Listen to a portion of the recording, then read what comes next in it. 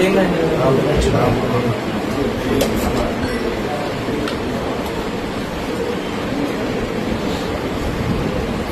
அப்புறம் உங்களோட வாழ்க்கையிலே மிகப்பெரிய சக்சஸ்னா நீங்க எதை பார்ப்பீங்க? நான் வந்து ஜெயிலில் வந்து நிறைய பேர் மீட் பண்ணுவேன். இந்த மாதிரி நிறைய பேர் மீட் பண்ணும்போது உங்கள் வாழ்க்கையில மிகப்பெரிய வெற்றி இதுன்னு கேட்போம். அதே மாதிரி உங்கள் வாழ்க்கையில மிகப்பெரிய தப்பு பண்ணி கற்றுக்கிட்டு அதுலேருந்து திரும்பி வரணும்னா அப்படி எனக்கு ஒரு அட்வைஸ் தரணும்னா என்னன்னு கேட்பேன். ஒருத்தருக்கு வந்து என்ன சொன்னாங்கன்னா, வாழ்க்கையில மிகப்பெரிய வெற்றி என்னன்னா ஒரு கல்யாணம் சொன்னாங்க.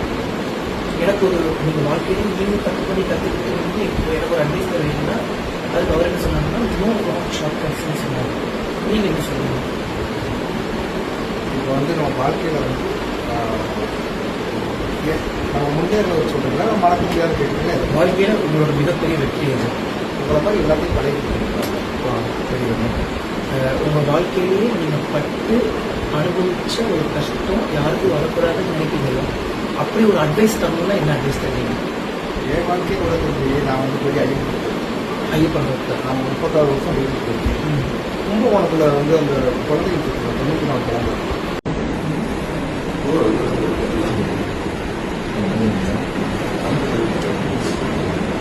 நல்லா இருக்கு.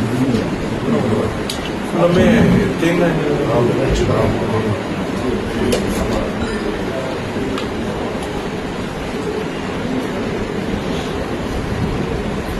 அப்புறம் உங்களோட வாழ்க்கையிலே மிகப்பெரிய சக்சஸ்னா நீங்க எதை பார்ப்பீங்க?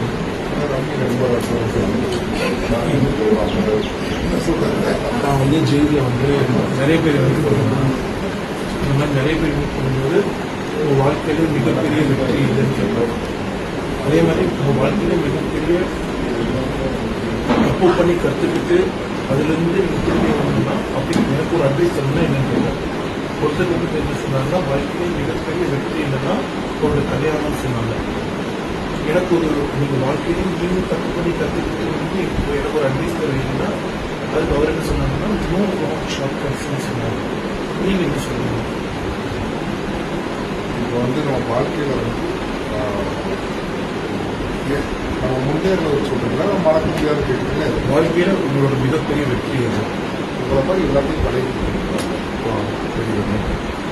உங்கள் வாழ்க்கையிலேயே நீங்கள் பட்டு அனுபவிச்ச ஒரு கஷ்டம் யாருக்கும் வரக்கூடாதுன்னு நினைக்கிறீங்களோ அப்படி ஒரு அட்வைஸ் தரணும்னா என்ன அட்வைஸ் தருவீங்க? என் வாழ்க்கையை உலகத்துக்கு நான் வந்து போய் ஐயப்பன் பக்தர். நான் 36 வருஷம் வீட்டுக்கு போயிருக்கேன். கும்பகோணத்தில் வந்து அந்த குழந்தைங்க 94 குழந்தை